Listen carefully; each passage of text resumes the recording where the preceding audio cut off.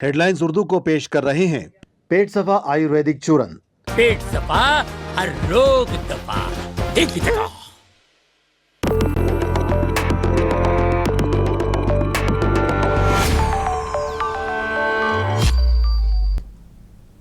नाजरीन आदाब, मुनसिफ टीम में आपका खैर मकदम है। आप देख रहे हैं हेडलाइंस उर्दू। सबसे पहले नजर डालते हैं सुर्खियों पर। सुर्खियों को पेश करने में ताउन किया है डॉक्टर ऑर्थो ऑयल के साथ साथ डॉक्टर ऑर्थो कैप्सूल्स साथ लेना ना भूलें। वजीर आजम का दौरा केरला और तमिलनाडु। नरेंद्र मोदी हजारों करोड़ के तरक्याती कामों का रखेंगे संग बुनियाद।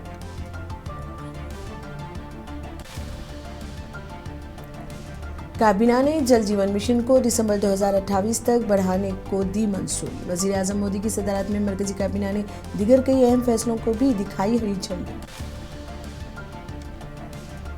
बीजेपी की ने नीतीश कुमार का सियासी कत्ल कर दिया। इरफान अंसारी का इल्जाम। झारखंड के वजीर ने एलजेपी को बड़ा सोचने का दिया मशवरा।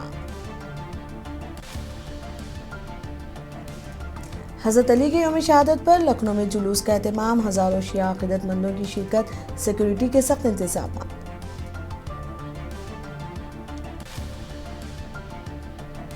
ईरान के साथ जारी जंग में तकरीबन 140 अमेरिकी फौजियों के जख्मी होने का इंकशाफ। पेंटागन ने मीडिया को तफसीलात से कराया वाकिफ।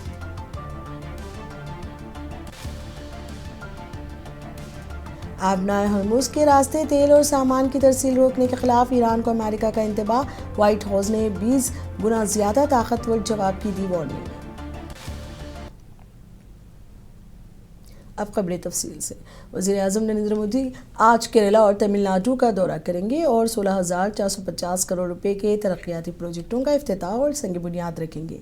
पीएम मोदी आज तकरीबन 1:30 बजे केरला के एर्नाकुलम में 10,800 करोड़ रुपए के मुतादिद तरक्याती मनसूबों का इफ्तिताह और संग बुनियाद रखेंगे। वो प्रोग्राम के दौरान एक इज्तिमा से भी खिताब करेंगे। मोदी एर्नाकुलम में भारत पेट्रोलियम कॉरपोरेशन लिमिटेड की कोची रिफाइनरी में 400 किलो टन सालाना की सलाहियत के साथ पोली प्रोविजन यूनिट का संग बुनियाद रखेंगे। इस प्रोजेक्ट पर सरमायाकारी 5,500 करोड़ रुपए से ज्यादा है।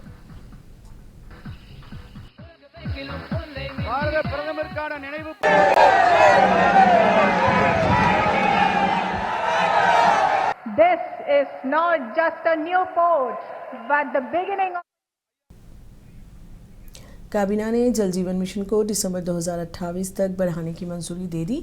नई दिल्ली में मीडिया को ब्रीफिंग देते हुए इत्तलात व नशरियात के वजीर अश्विनी विष्णु ने कहा कि मरकजी काबीना ने जिसकी सदारत वजीर आजम नरेंद्र मोदी ने की, जल शक्ति की वजारत की तजवीज़ को मंजूरी दे दी है, जिसके तहत जल जीवन मिशन के निफाज को दोबारा तरतीब देने से लेकर सर्विस डिलीवरी में जल जीवन की फ्राहमी को दोबारा तरतीब दिया जाएगा। जल जीवन शक्ति की तंजीम 9 के लिए साख्ती इस्लाहात पर तवज्जो मरकूज करते हुए काबीना ने 3.59 लाख करोड़ की मरकजी इमदाद के साथ कुल अखराजात को 8.69 लाख करोड़ रुपए तक बढ़ाने की भी मंजूरी दी है।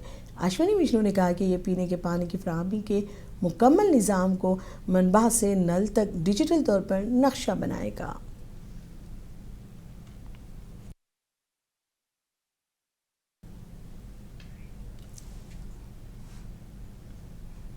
उत्तर प्रदेश के दारुल हुकूमत लखनऊ में आज 21 रमज़ानुल मुबारक को हज़रत अली रज़ियल्लाहु तआला अन्हु के यौम शहादत के मौके पर शिया बरादरी ने जुलूस निकाला गया।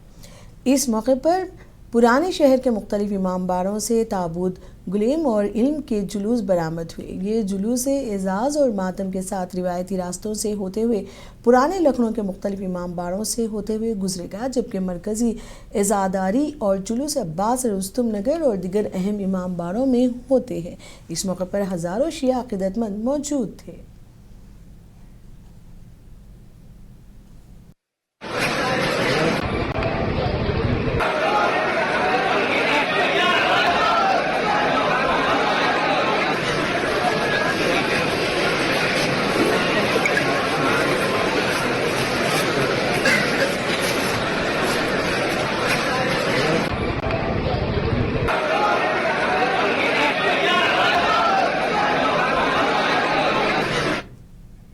फिरोजाबाद, जिसे अक्सर हिंदुस्तान का शीशे का शहर कहा जाता है, दुनिया भर में अपनी चूड़ियों और दस्तकारी से बने शीशे की अशिया के लिए मशहूर है, जो दुनिया भर में त्योहारों के मौसम को रोशन करती है।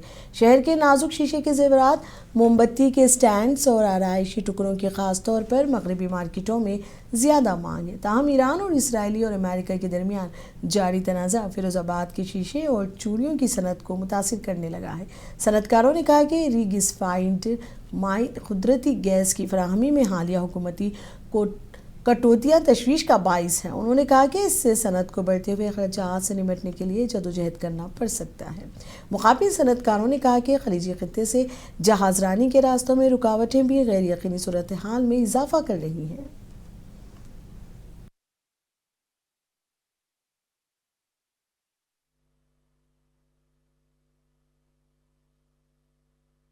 चूड़ी कारोबार सबसे पहले तो केमिकल पे, जितने भी केमिकल और हमारे रॉ मटेरियल हैं उन पे सब पे बेहतर तेजी आई है। और सरकार की तरफ से जो हमें RNG प्रोवाइड की जाती थी उसमें भी कटौती की गई है। इसकी वजह से चूड़ी उद्योग महंगाई की मार से गुजर रहा है। गैस को लेकर क्या है? गैस की अभी जो हमें RNG के जो कोटे दिए गए थे या गैस जो हमें प्रोवाइड की गई थी छूट दरों पे, वो उनमें भी सरकार की तरफ से कटौती की खबरें हैं। अगर वो कटौती अगर लागू की गई तो लगभग 10 से 12 रुपए की बढ़ोतरी गैस पे देखी जा सकती है। कहाँ जो चूड़ी उद्योग पे सबसे ज्यादा प्रभाव पड़ रहा है, क्योंकि आज अभी पता लगा सुबह कि APM में 20% का कट कर दिया गया है। कतार की जो RNG आ रही थी वो बंद हो गई है, जो 3 लाख घन मीटर गैस प्रतिदिन फिरोजाबाद को मिलती थी। 11 लाख घन मीटर गैस APM फिरोजाबाद के लिए अलॉट थी। उन दोनों में कट लगने से गैस की रेट में करीबन दूना अंतर आ रहा है, जो उद्योग उसको सह नहीं पाएगा। चूड़ी उद्योग असमंजस की स्थिति में है, चूड़ी और कांच उद्योग जो भी है, क्योंकि हमारे यहाँ नेचुरल गैस आती है, उसमें कुछ गैस का काफी बड़ा हिस्सा बाहर से आता है, जो ईरान के रास्ते से भी आता है, तो उसमें कहीं ना कहीं दिक्कतें आ रही हैं। राजस्थान के जैसलमेर में गर्मी की लहर मार्च के दूसरे हफ्ते में शिद्दत अख्तियार कर गई है। दर्जे हरारत इतना ज़्यादा है कि मकीन में और जून की तरह महसूस कर रहे हैं। ये सहराई इलाके शदीद गर्मी का तजुर्बा करता है, ताहम मार्च में पारा नुमायां तौर पर बढ़ गया है। ज़िले में दर्जे हरारत 39 डिग्री सेल्सियस से ऊपर रिकॉर्ड किया गया है। गर्मी की रोशनी में महकमा मौसमियात ने मंगल को ज़िला के लिए येलो अलर्ट जारी किया गया है। मुकामी लोगों का कहना है कि उन्होंने इससे पहले मार्च में इतनी शदीद गर्मी का तजुर्बा नहीं किया था। मुकामी लोगों ने कहा है कि महकमा मौसमियात ने भी खबरदार किया है कि 2 दिन तक हीट वेव रहेगी, इसीलिए हम गर्मी की लहर से बचने के लिए इक़दाम कर रहे हैं।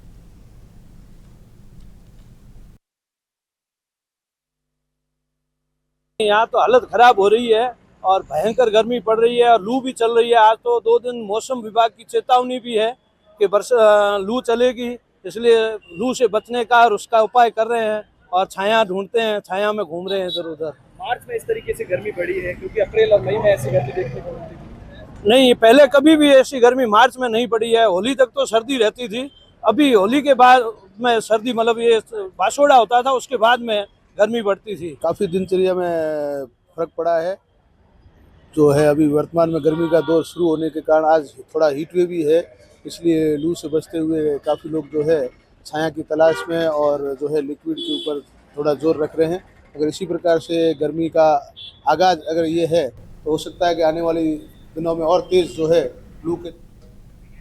झारखंड के वजीर इरफान अंसारी ने कहा कि हर पार्टी और हर लीडर वजीर आला या वजीर आज़म बनना चाहता है। मैं यहाँ तक कि LJP के MLA से भी दरख्वास्त करूँगा कि वो वजीर आला के ओहदे का मुतालबा करने के बजाय ऊंचा मकसद बनाएं और वजीर आज़म के ओहदे का मुतालबा करें। उन्होंने कहा कि बिहार में नीतीश कुमार का सियासी कत्ल हो गया है। उन्होंने LJP कायदीन को निशाना बनाते हुए उन्हें ऊँचा सोचने का मशवरा दिया। अरे हर पार्टी हर नेता को चाहेगा कि मुख्यमंत्री बने, प्रधानमंत्री बने। मैं तो LJP के से उनके विधायकों से मांग करूंगा कि यार मुख्यमंत्री क्यों मांग कर रहे हो, प्रधानमंत्री की मांग करो ना। क्या हास्पद वाली बात कर रहे हो यार। ये तो एक तो पहले से बिहार मजाक बना हुआ और बिहार को मजाक बना रहा है। ये लोग शमशार कर दिया बिहार को इन लोगों ने। नीतीश कुमार को क्या हाशिए पे ढाल दिया, देख नहीं रहे हैं। बर्दाश्त हो रहा है किसी को क्या? राजनीतिक का किसी का मतलब हत्या कर देने वाली बात है? राजनीतिक क्यों करेंगे फिर हम लोग? अब नीतीश कुमार जी की हत्या हो गई है राजनीतिक, या समझिए आप इस बात को। हम लोग काफी आहत हैं कि इस तरह से नहीं होना चाहिए राजनीतिक में। अब प्रधानमंत्री की बात हो रही है, मुख्यमंत्री बनाने की बात हो रही है, बना जो बनाना है, दिल्ली बिहार। मगरबी एशिया में बढ़ते हुए सिक्योरिटी बहरान के दरमियान एयर इंडिया ग्रुप ने मुसाफिरों की सहूलत के लिए एक अहम फैसला किया है। एयर इंडिया और एयर इंडिया एक्सप्रेस ने ऐलान किया है कि वो 11 मार्च 2026 को मगरबी एशिया के खिते के लिए कुल 58 तयशुदा और गैर शेड्यूल परवाजें चलाएंगे। उन परवाज़ों का मकसद खलीजी ममालिक में फंसे हुए मुसाफिरों की नकल व हरकत को आसान बनाना और सफरी खदमात के तसलसल को बरकरार रखना है। एयरलाइंस ने कहा कि जिद्दा और मस्कत के लिए बाकायदा परवाजें जारी रहेंगी। दोनों एयरलाइंस जिद्दा के लिए कुल 58 परवाजें चलाएंगी। एयर इंडिया एक्सप्रेस मस्कत के लिए 14 तयशुदा परवाजें चलाएगी। इसके अलावा मुत्तहिदा अरब इमारात के लिए कई इजाफी खुसूसी परवाजें चलाई जाएंगी। एयर इंडिया 11 मार्च को दिल्ली और मुंबई से जिद्दा के लिए एक राउंड ट्रिप फ्लाइट चलाएगी। एयर इंडिया एक्सप्रेस हैदराबाद और कोझिकोड से जिद्दा के लिए एक राउंड ट्रिप फ्लाइट चलाएगी। उन परवाज़ों का मकसद मगरबी एशिया के खिते में सफ़र करने वाले मुसाफिरों को महफूज और बाकायदा सर्विस फराहम करना है।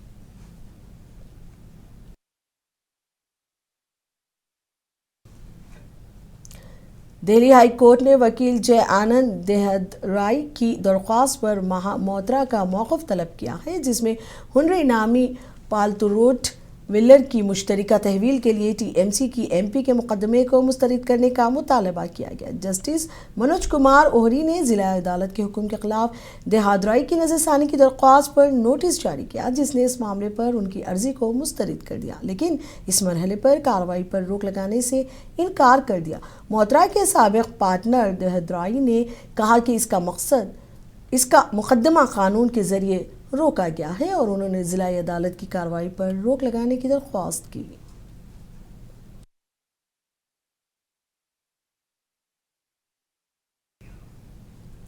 सुप्रीम कोर्ट ने कहा है कि वो इस हफ्ते सोनम वांगचुक की तकारीर की वीडियोस देखेंगे। सुप्रीम कोर्ट ने जेल में बंद वांगचुक की बीवी गीतांजलि की तरफ से दायर दरख्वास्त पर अपना हुक्म 17 मार्च तक के लिए महफूज रखा है, जिसमें कौमी सलामती एक्ट के तहत उनकी नज़रबंदी को चैलेंज किया गया है। जस्टिस अरविंद कुमार और पीबी वर्ले की बेंच ने कहा कि जज इस जुमेरात को वीडियोस देखेंगे और उन्होंने रजिस्ट्रार से स्क्रीनिंग के इंतजाम करने की दरख्वास्त की है। बेंच ने कहा कि वो इस मामले को आइंदा मंगल को हतमी समाअत के लिए पोस्ट कर रहा है और वाज़ेह किया कि इस दिन जो भी होगा अदालत अपना फैसला महफूज रखेगी।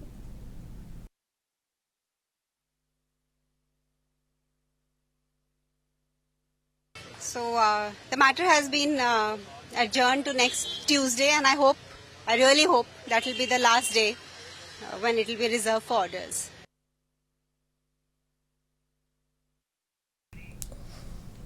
मगरबी एशिया में जंग की वजह से एलपीजी की कमी की खबरों के दरमियान आबनाए हुर्मुज़ में ईंधन की सप्लाई में खलल पड़ रहा है। उत्तराखंड में कॉर्बेट नेशनल पार्क के सयाहती मरकज़ का कहना है कि उन्हें काफ़ी नुकसानात का सामना है। उन्होंने कहा कि उनके पास गैस का ज़ख़ीरा ख़त्म हो रहा है और एलपीजी डिलीवरी फिल सप्लाई नहीं कर रहे हैं। अगर सूरत हाल बरकरार रही तो वो ऑपरेशन बंद करने पर मजबूर हो जाएंगे, जिससे कारोबार को भारी नुकसान होगा। रामनगर में एलपीजी डीलरों का कहना है कि उन्हें तिजारती सिलेंडरों की मुनासिब सप्लाई नहीं मिल रही है और इस वजह से वो सारिफीन की मांग को पूरा करने से कासिर हैं।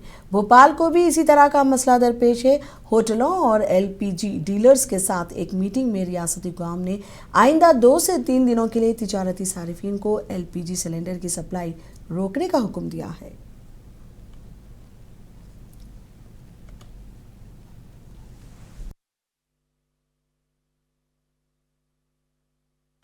हम लोग जब भी काम करते हैं एक प्रॉपर स्टॉक के संग करते हैं, लेकिन इतना स्टॉक भी नहीं रखते हैं कि हम उससे पूरा 1 महीना निकाल लें, क्योंकि रिजॉर्ट्स या घर में तो चलो 1 महीना निकल जाता है, रिजॉर्ट में हफ्ता भर का जो है हम लोग स्टॉक रखते हैं। ज्यादा स्टॉक रखने का कोई तुक होता नहीं है। दिक्कत बहुत चल रही है अभी आजकल तो कमर्शियल सिलेंडर में। जहाँ तक देखा जाए तो पहले जब जरूरत होती थी तो इंस्टेंटली मिल जाता था। अब 2-3 दिन से देख रहे हैं कि बहुत सडन राइज हुआ है प्राइस में भी। कमर्शियल सिलेंडर में अराउंड 144 रुपीज इंक्रीज हुआ है उसमें, और उसके बावजूद भी नहीं मिल पा रहा। हम लोग कोशिश कर रहे हैं, अब सिलेंडर ऑलमोस्ट खत्म होने गए। इसमें प्रॉब्लम ये हो रही है कि हमें प्लांट से प्रॉपर सप्लाई नहीं मिल पा रही है, जिससे हमारा एजेंसी का बैकलॉग भी बढ़ रहा है, कस्टमर्स को भी परेशानी हो रही है, उनकी बुकिंग्स भी काफ़ी जो रह रही है, उनके टाइम से गैस प्रोवाइड नहीं हो पा रही है हमारे यहाँ से, क्योंकि एक्चुअली गाड़ी ना आने से प्रॉब्लम्स बढ़ गई है, जिससे कि प्रॉपर मतलब जितने हम डिमांड हमारी जो रह रही है, मतलब जितनी हम डिमांड कर रहे हैं प्लांट से, उतना एक्चुअल में वो हमें उतनी सप्लाई नहीं मिल पा रही है। यहाँ पर डोमेस्टिक तो भी कमी आ रहे हैं, और इसमें जो है ये तो कॉमर्शियल में तो कोई सिलेंडर आ ही नहीं रहे भाई साहब। हमको भी मना कर दिया गया है कि अभी नहीं आएंगे, फिलहाल अभी वो डिमांड दी जा रही है, अभी नहीं दिए जा रहे हमें। आज हमारे जो फूड डिपार्टमेंट है, खाद्य आपूर्ति विभाग, उससे इंस्ट्रक्शन थे कि जो कमर्शियल यूज के लिए गैस सिलेंडर होते हैं उसका थोड़ा रिस्ट्रिक्टेड यूज के लिए इंस्ट्रक्शन पास किए जाएं। तो जो भी हमारे गैस एजेंसियां हैं, जो डीलर्स हैं, जो रेस्टोरेंट्स वगैरह हैं, कमर्शियल एस्टेब्लिशमेंट्स हैं, उनको लेके हमने एक मीटिंग करी है कि अभी थोड़ा रिस्ट्रिक्टेड यूज रहेगा एटलीस्ट 2-3 दिनों के लिए। इस तरीके से जो आज बताया गया है मीटिंग में कि कमर्शियल सिलेंडर पूरे बंद हो जाएंगे, इससे जो जिस तरीके से पूरे 100% बंद करा गया है वो काफ़ी ऐसा है कि उसमें प्रैक्टिकल नहीं है ये चीज़, क्योंकि कोई भी रेस्टोरेंट वाला और कोई भी होटल वाला सिलेंडर पे ही डिपेंडेड है। बिना सिलेंडर के कोई भी रेस्टोरेंट व्यवसाय हो ही नहीं पाएगा और चल ही नहीं पाएगा। आपूर्ति कल से तीनों ऑयल कंपनियों ने पूरी बंद कर रखी है, 2 दिनों से कोई सप्लाई नहीं की, एवं इतना स्टॉक किसी वितरक के पास जनरली नहीं होता कि 4-5 दिन चल जाए। आंध्र प्रदेश के वजीर के दुर्गेश ने कहा कि ये वाकई एक बहुत अच्छा तजुर्बा है कि हम हमेशा महसूस करते हैं कि सयाहत सिर्फ जगहों को देखना नहीं बल्कि कुछ तजुर्बा हासिल करना चाहिए। उन्होंने मुंबई में मुनक़िदा एक्सपो की सितारिश करते हुए कहा कि ये एक ज़बरदस्त एक्सपो है। ये बहुत बड़ा एक्सपो है जिसमें हर तरह के थीम पार्क्स, तफरीह पार्क और सब कुछ दिखाया गया है।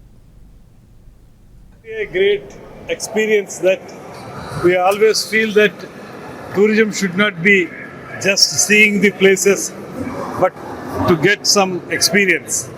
Here in this expo, it is a great expo, huge expo that all sorts of theme parks, amusement parks and everything has been shown here.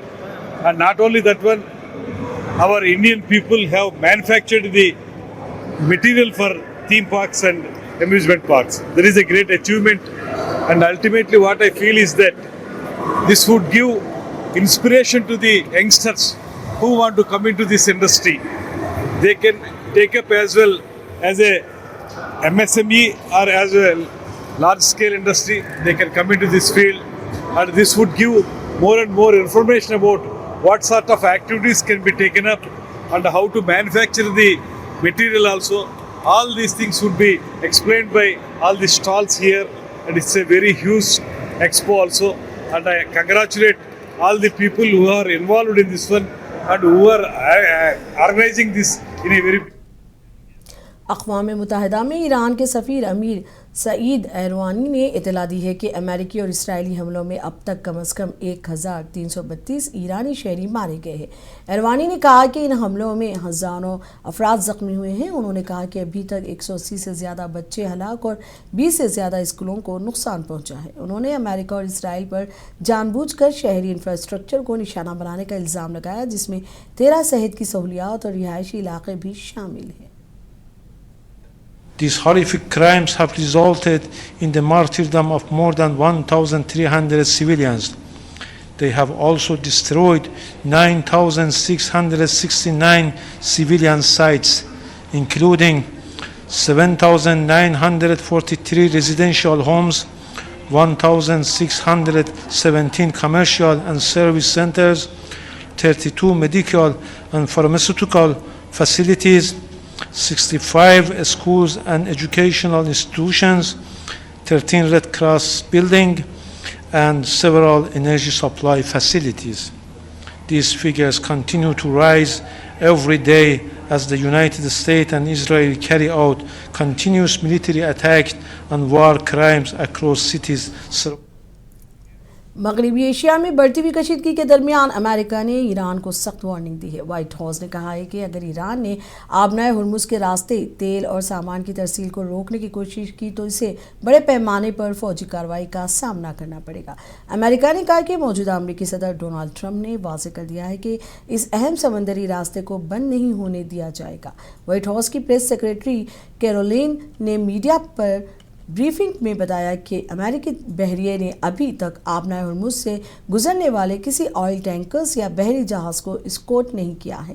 ताहम इसने ये भी कहा कि ज़रूरत पड़ने पर अमेरिकी फ़ौज ऐसी कार्रवाई कर सकती है। अमेरिका ने वाज़ेह किया है कि समंदरी तिजारत और तवन्नाई की सप्लाई का तहफ़्फ़ुज़ इसकी तरजीह है। व्हाइट हाउस ने कहा कि सदर ट्रंप ने वाज़ेह कर दिया है कि अगर ईरान ने आबनाए हुर्मुज के ज़रिए तेल या सामान की नकल व हरकत को रोकने की कोशिश की तो इसे अब तक मिलने वाले जवाब से 20 गुना ज्यादा ताकतवर जवाब का सामना करना पड़ेगा।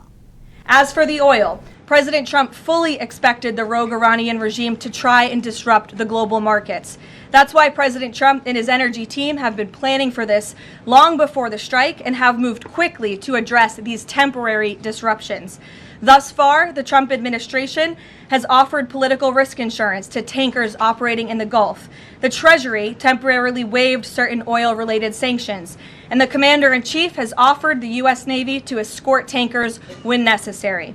The President and his energy team are closely watching the markets, speaking with industry leaders, and the U.S. military is drawing up additional options following the President's directive to continue keeping the Strait of Hormuz open. I will not broadcast what those options look like, but just know the President is not afraid to use them. Rest assured to the American people, the recent increase in oil and gas prices is temporary, and this operation will result in lower gas prices in the long term. Once the national security objectives of Operation Epic Fury are fully achieved, Americans will see oil and gas prices drop rapidly, potentially even lower than they were prior to the start of the operation. And we will live in a world where Iran can no longer threaten the United States or our allies with a nuclear bomb. As for white house की press secretary Karoline लेविच ने कहा कि हिंदुस्तान ने पहले रूसी तेल खरीदना बंद कर दिया था, ताहम ईरान की तरफ से पैदा होने वाली रुकावटों की रोशनी में हमने उन्हें आर्जी तौर पर समंदर से तेल लेने की इजाज़त दी है। उन्होंने कहा कि हिंदुस्तान को ये इजाज़त आर्जी है जिस पर बाद में गौर किया जाएगा। President and the Secretary of Treasury and the whole national security team came to this decision because our allies in India, as you know, Lalit, have been good actors and have previously stopped buying sanctioned Russian oil.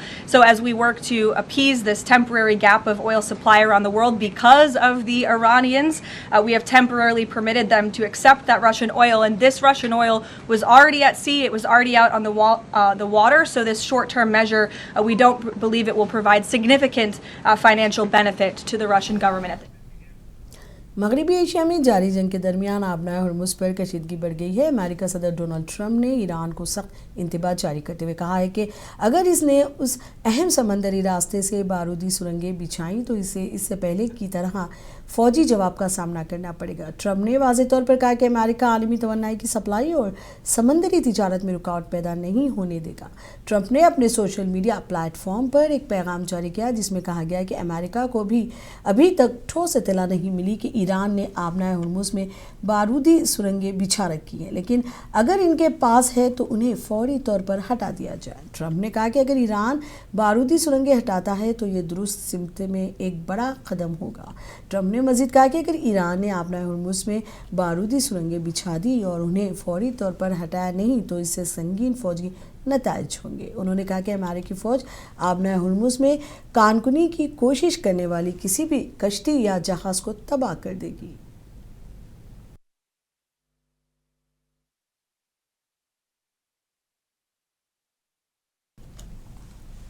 Iran के साथ 10 रोज़ा लड़ाई में तकरीबन 140 अमेरिकी फ़ौजी ज़ख्मी हुए हैं।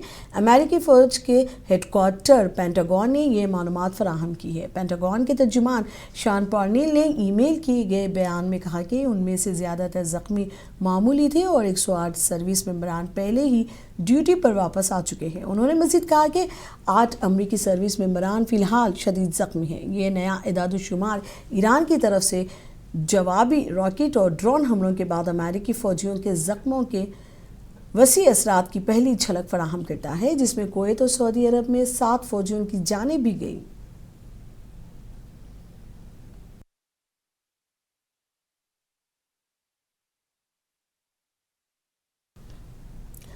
केरला में मन्नार के करीब पहाड़ी गांव में जया कुमारी तकरीबन 2 दिहाइयों से खुदरी और नाहमवार सड़क के साथ जीप चला रही हैं। पत्थरों से भरा हुआ रास्ता, घड़ी चौड़ियाँ और दुश्वार गुजार खत्ता जिसने जीप चलाना ज़रूरी बना दिया।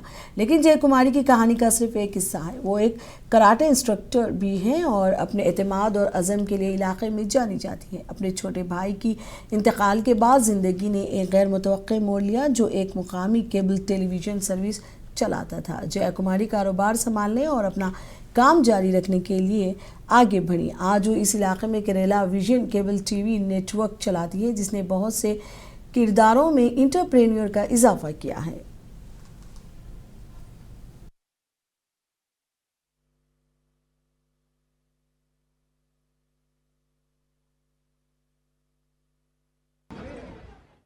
ഞാൻ ടീച്ചറായിരുന്നു. കുറേ വർഷങ്ങളായി ജീപ്പ് ഓടിക്കാനായിട്ട്.